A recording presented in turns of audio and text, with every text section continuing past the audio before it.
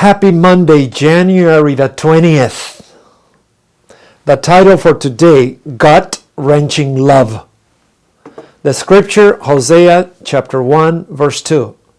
But before reading Hosea chapter 1, verse 2, I want to tell you why I'm so happy today.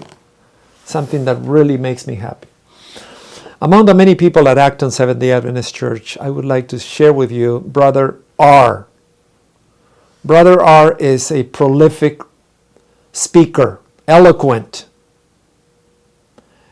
He reminds me of Morris Venden.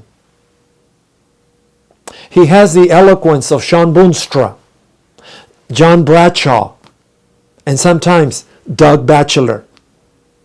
If he spoke Spanish, he would be the equivalent of Alejandro Bullón. He grabs the scripture, I like that. He grabs the scripture and he says, ladies and gentlemen, what does this mean to you? Hosea 1:2, what does it mean to you?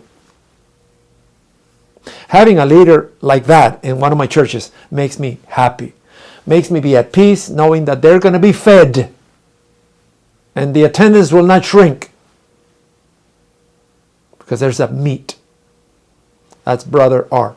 And if you're listening to this podcast, I send you a hug, my brother. Now let's go to the scripture. The beginning of the word of the Lord by Hosea. And the Lord said to Hosea, go and take unto thee a wife of whoredoms, a prostitute, and children of whoredoms,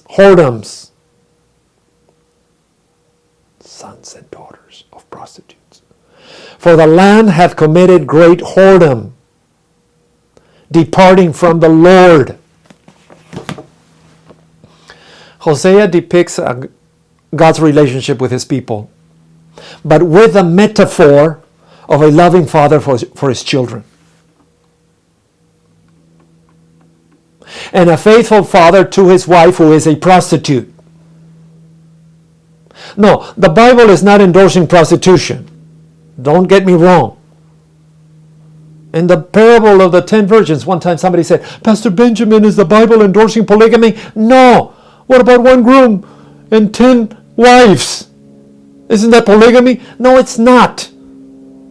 It's a metaphor. In this scripture, God's love for his people is likened to the tender affection of a husband, a faithful husband who sees his wife, who's a prostitute, wearing white the day of the wedding.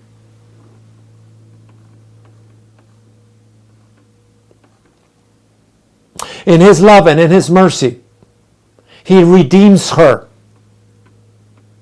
and lifts her up and carries her as if she were a virgin. For the rest of the congregation, she's not. She's a prostitute. But for him, she is an immaculate, pure woman.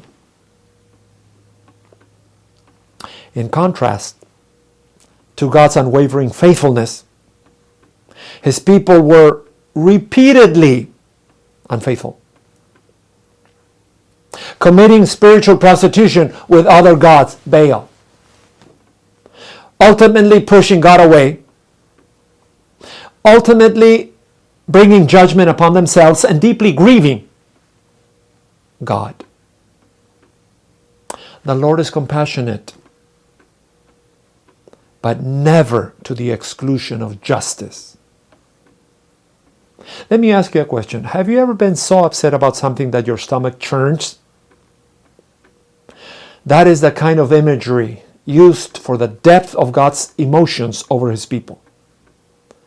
The imagery of one's heart turning over and compassions being kindled is idiomatic language of deep emotions. This imagery of compassion being kindled, in Hebrew, kamor, is used in the case of the two women who came before Solomon. Remember that story? Kindled in the heart. Anyway, I'll finish with the story because sometimes the stories are much better than the facts and the idioms and the semantics and the theology and the exegesis and hermeneutics. I'm going to entitle this story, God's Love for His Sinful People. That's my title. When Israel was a child, I loved him, and I called him my son out of Egypt.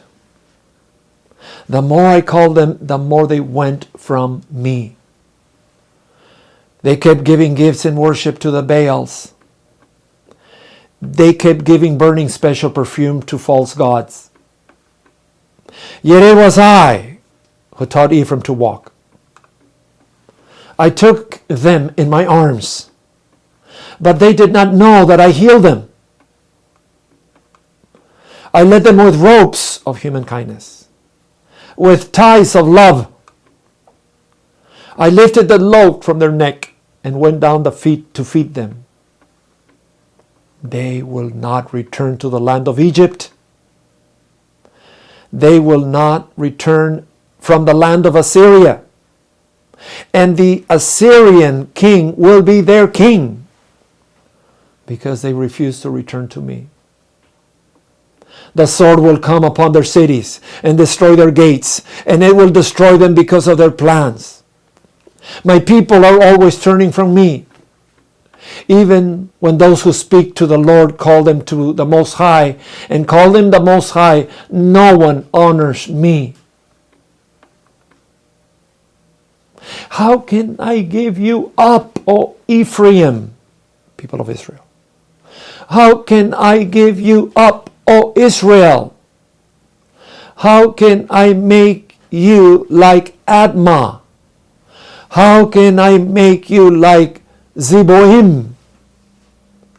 My heart will not let me do it. I love you so very much. I will not do anything in my burning anger. I will not destroy Ephraim again. For I am God. I am not man. I am the only one among you. And I will not come in anger. This is the promise of the Lord. I believe it. And may God bless you. And I will see you tomorrow.